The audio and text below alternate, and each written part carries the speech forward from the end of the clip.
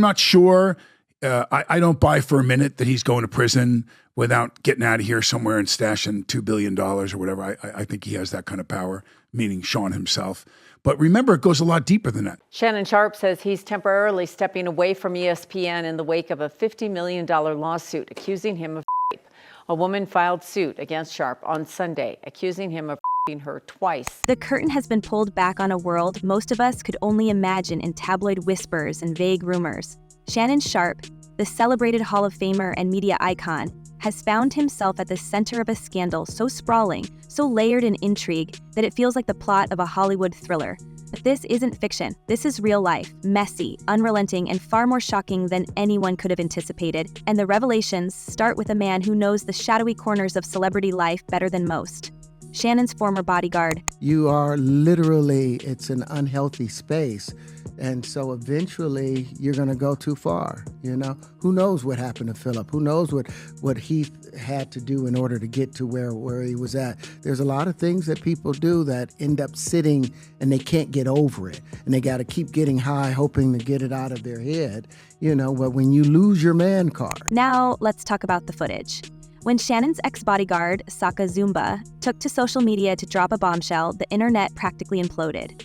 In a post that was soon deleted, but not before screenshots spread like wildfire, Zumba made a jaw-dropping claim. Shannon Sharpe had been a regular at Diddy's infamous parties, those gatherings that have been whispered about in industry circles for years. And according to Zumba, they weren't just parties. They were something darker, something much more complicated. Zumba alleged that Shannon wasn't just an attendee at these events, he was immersed in them. And the most chilling accusation? That Shannon had crossed lines no one should cross, including being linked to individuals who were far too young to be part of any scene, let alone one so reportedly extreme.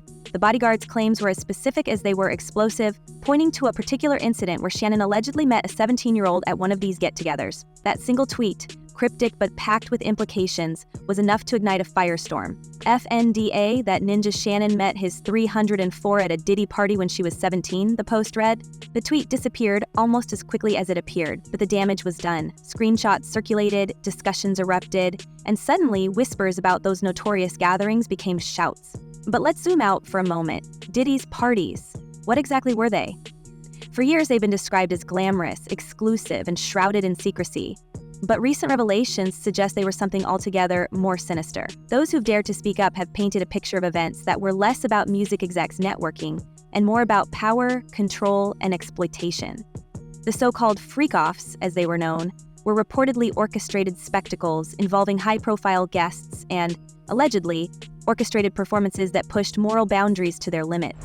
Card. What is that? What do you mean by that? You give up your ability, your right to being a man. A man don't take it, a man gives it. So when you give up that man card, you don't get that back. Are you saying what I think you're saying? No, I'm saying what I'm saying. According to federal investigations, these weren't just wild parties. They were something meticulously planned. The settings were curated down to the smallest detail, lighting perfect for recording, supplies stocked in advance, and an atmosphere engineered to strip away inhibitions. And here's where it gets even darker. There are claims that these events were documented, cameras hidden in plain sight, recording everything, creating a vault of footage that, if it exists, could destroy reputations and careers in one fell swoop. And this is where Shannon's name keeps coming up, because allegedly he wasn't just a passive attendee. According to Zumba and other industry insiders, Shannon had a role in this world, a role that could now come back to haunt him. Imagine knowing there might be a tape out there, a recording that could not only confirm your presence, but reveal actions that could shatter your public image forever. That's the kind of pressure Shannon is reportedly under right now, as the very existence of such tapes is debated in hushed tones and backroom conversations. That was all the people that went to the puffy parties. That was all the people that did all those things thinking that there was never going to be a consequence for what they were doing. Got punked out and pimped out by some greater desire. You shouldn't have a greater desire than being a man. So I believe that's a big problem with a lot of the actors out there because they get fluid. And next thing you know, once you go fluid, you... But the whispers don't end there. Enter Daniel Baldwin, one of the few industry insiders willing to speak on record about what he claims to know. According to Baldwin, there's more than just talk about these tapes. There's an all-out bidding war. High-powered attorneys, agents, and publicists are allegedly scrambling to make sure their clients' names never see the light of day in connection to these recordings. And the amounts being discussed? Astronomical. These aren't just payouts to make things go away. They're life preservers for careers that could sink in an instant if the wrong footage were to surface. Baldwin has described the situation as a feeding frenzy, with the stakes escalating by the hour. To not be involved, a famous singer, to not come out, here's the price. And that they're just selling to the individuals that are in those. This is what I heard. They're selling those videos. So if you're Tommy X, and Tommy X is a big, big movie star, and he was at some of the Diddy parties, he was in one of those bedrooms with 3 other men, and he's happily married to a woman, and blah. Tommy doesn't want that video to come out. And here's the kicker. Baldwin claims that not everyone is trying to bury the footage. Some are leveraging it. According to him, the tapes have become a form of currency, a way for power players in Hollywood to maintain control over one another. It's not just about money, it's about leverage. Who owes who? Who can keep your secret, and at what cost? It's the kind of power dynamic that makes you wonder how many of Hollywood's most successful names are walking around with skeletons in their closets, or worse, on hidden hard drives. The deeper you dig, the more tangled this web becomes. Because Shannon's alleged involvement isn't just about one party or one tweet. It's about a pattern, a series of events that paint a picture of someone who may have been swept up into a world far more dangerous than he ever anticipated. And while Shannon has publicly denied attending these parties, claiming he wasn't big enough at the time to receive an invitation, the timeline raises questions. After all, his rise from NFL icon to media personality coincides suspiciously with the height of these parties' infamy. And let's not forget the whispers that attending these events and participating in their darker rituals was a kind of initiation into Hollywood's upper echelon. Could it be that Shannon's meteoric rise wasn't just about talent, but about access? And what price did he pay for that access? No, I get it. So you see some guys struggling with that. You see Bieber struggling with that. You see some of these guys struggling with that. They can't get it out of their head. They can't get it out of their head. And then there's the tension between what's been said publicly and what's allegedly happening behind the scenes. Shannon's representatives have been in full damage control mode, dismissing the allegations as baseless and accusing his accusers of orchestrating a smear campaign. But those denials haven't stopped the narrative from spiraling. With every new leak, every new statement from an insider like Baldwin or Zumba, the story grows more convoluted. And the public? They're watching, dissecting every move, every word, every tweet for clues. What's most chilling is the sense that this is just the beginning. Because for every claim that's been made, there are a dozen more questions waiting to be answered. Who else was at these parties? What role did Shannon really play? And perhaps most unsettling of all, what's still being hidden? The industry has a way of protecting its own, of closing ranks when things get too messy. But as more people speak out, as more alleged victims come forward, it's getting harder to sweep this under the rug. Did you ever have the opportunity where you got invited and you said no to it? Hell yeah. What was the consequences when you said no? Puffy invited me for weeks, asking me to come and teach him how to, wanted me to be his acting coach for a while. Go there and he's sitting around just looking. I'm like, okay, what's the material you want to work on? He's just looking at me. And then there are the lawsuits. While Shannon's legal team has been quick to dismiss the claims against him as opportunistic, the details that have emerged are impossible to ignore.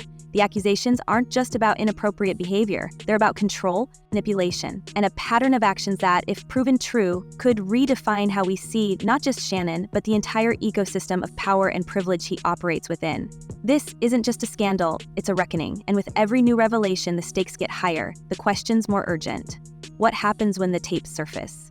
What happens if they don't? And just when you think this scandal couldn't spiral any further, it does. Because now the focus is shifting to the intricate chess game being played behind the scenes, the legal maneuvers, the counterattacks, and the unsettling revelations that keep coming like a relentless tide. Shannon Sharpe, a man once revered for his outspoken wit and larger-than-life personality, is now fighting battles on every front. But the question isn't just about whether he can survive this, it's about how many more bombs will drop before it's all over. Did you ever spend time with the guy? Did you ever meet Diddy? I've met him before, yeah. How was he? Very nice guy, very smart, super business. He's very successful. Let's start with the lawsuit itself. The allegations leveled against Shannon aren't just horrifying, they're detailed. They paint a picture of manipulation, control, and a relationship that veered into territory no one wants to imagine. The plaintiff, who's kept her identity shielded under the alias Jane Doe, has described scenarios that are as shocking as they are specific. According to her, the relationship began on seemingly normal terms, but it quickly devolved into a net. She claims Shannon wielded his fame like a weapon, demanding her time, her presence, her obedience, and when she tried to pull away, things escalated. Lawsuit documents are packed with accusations that read like the plot of a psychological thriller. Allegations of threats, intimidation, and a complete disregard for personal boundaries. And here's the kicker. Jane Doe's legal team has released audio clips, recordings they claim capture Shannon's voice in moments of unfiltered anger. In one particularly damning clip, the voice, allegedly Shannon's, can be heard making a chilling threat, something about choking her. Shannon's legal team, of course, has fired back, calling the recordings part of a smear campaign and insisting they were taken out of context. Role-playing, they've called it. Fantasy. But even with that explanation, the public isn't buying it. The court of public opinion has already started to render its own verdict, and it's not looking good for Shannon. Alrighty, y'all. So the Shannon Sharpe ESPN, does he still keep his job conversation is beginning to, I was going to say beginning to happen, but it's been happening, but I think now it's beginning to get louder because of different things that Attorney Busby has released, including the audios. So right now the conversation is, why is Shannon Sharpe still able to be... Then there's the timing of all this. It's hard to ignore how perfectly, or perhaps strategically, these allegations have surfaced. Just as Shannon was on the cusp of signing a deal that would have cemented his place as one of the highest paid commentators in sports media, the lawsuit hits. Coincidence? Maybe. But in an industry as cutthroat as this one, where power plays and backroom deals are as common as morning coffee, plenty of people are speculating. Is this a legitimate claim for justice? Or is Shannon being targeted by forces that don't want to see him climb any higher? And yet, even if there's an agenda at play here, it doesn't mean the allegations are baseless. Far from it, because as more details emerge, it's becoming clear that this isn't just about one lawsuit, it's about a pattern. Multiple women have come forward with their own stories, their own claims of misconduct. Some are speaking through lawsuits, others through whispers to the press. One former girlfriend has alleged that Shannon's behavior was so controlling, so volatile, that she had to file for a restraining order just to feel safe. And while that particular case was eventually dismissed, the accusations are still out there, lingering like a dark cloud over Shannon's already crumbling image. So are now beginning to bring up past things that have happened with Shannon Sharpe, including a temporary restraining order that was filed against him back in 2010 from a woman that he was dealing with at the time, who accused him of sexual assault. He said in different things. Now, this was dropped. It was dismissed, that restraining. But here's where things take an even darker turn. Because it's not just Shannon's past relationships that are being scrutinized, it's his connections, his associations with certain high-profile individuals, the circles he's moved in, the events he's attended. The more you dig, the more you realize that this is about more than just one man's actions. It's about an entire ecosystem of power, secrecy, and silence. And at the center of it all is the question no one seems willing to answer. What are they all hiding? Take the rumors about those infamous gatherings, for example, the ones hosted by certain industry titans, where the guest list was as exclusive as it was suspicious. Shannon has denied attending these events, claiming he wasn't big enough at the time to be invited. But the timeline doesn't quite add up. Because while Shannon may not have been the media juggernaut he is now, his NFL career had already made him a household name. He was already rubbing shoulders with the kind of people who would have been on those lists. And if the leaked tweets and insider accounts are to be believed, he wasn't just attending, he was participating. Will you help me? I want to hear your music, so I come over there and I play the music. And he's sitting there, just looking at me, like waiting. Okay. So then my assistant was like, he wants to hang out with you next week. And I was like, for what? He's like, I think he's trying to you. That's what my assistant said. And I was like, oh, okay. Now I get it. So now no more communication. And let's not overlook the tapes, the alleged recordings from those gatherings, the ones that are reportedly being used as leverage in a high-stakes game of silence and survival. While Shannon's name hasn't been directly linked to any specific footage, the mere possibility is enough to keep his team scrambling. Because if such tapes exist, and if Shannon is on them, it's game over. Not just for his career, but for his reputation, his legacy, everything he spent decades building. And that's assuming the tapes never see the light of day. If they do, Well, let's just say the fallout would make everything we've seen so far look like a warm-up act. Meanwhile, Shannon's legal team is pulling out all the stops. They've described the lawsuit as nothing more than an elaborate shakedown, a desperate attempt to extort money from a man at the height of his success. They've pointed to inconsistencies in the plaintiff's story, questioned her motives, and cast doubt on the timing of her claims. But even with this aggressive defense, the court of public opinion isn't easily swayed, because for every denial, every counterclaim, there's another story, another piece of evidence that keeps the scandal alive. I'll tell you, I don't know how much, I don't like to say things that I know unless I see it. There's a little difference, but was it discussed? Was there descriptions from people I know that were at those? Yes, but here's another thing. So how many of these big entertainment parties and over the years and everything with successful as you are, have you been around? Does anyone ever come up to you at a certain hour and say, okay, it's time to go? At those parties, they did. And the ripple effects are already being felt. Shannon has stepped away from his role at ESPN, a move that's being framed as temporary, but feels anything but. His podcast empire, once a thriving platform for his larger-than-life personality, is now under scrutiny. Sponsors are reportedly pulling back, wary of being associated with a figure so mired in controversy. And his fans? They're divided. Some are standing by him, convinced this is all part of a coordinated attack. Others are walking away, disillusioned by the mounting allegations. But perhaps the most unsettling part of all this is the sense that we're only scratching the surface. Because for every story that's come out, for every piece of evidence that's been revealed, there are countless others that remain in the shadows. Whispers of more lawsuits, more victims, more secrets, waiting to explode into public view. And the more this story unfolds, the more it feels like we're watching the slow unraveling of not just a man, but an entire system that's been built on silence, complicity, and the unchecked abuse of power. Have lost businesses because I don't bend over in that way. I don't compromise. I don't play roles. I don't kiss a man. I don't do that because the man card means everything. So, what's next? Will Shannon fight his way back, or is this the beginning of the end for one of sports media's most recognizable figures? And what about the industry that allowed all this to happen? Because let's be clear, this isn't just about Shannon.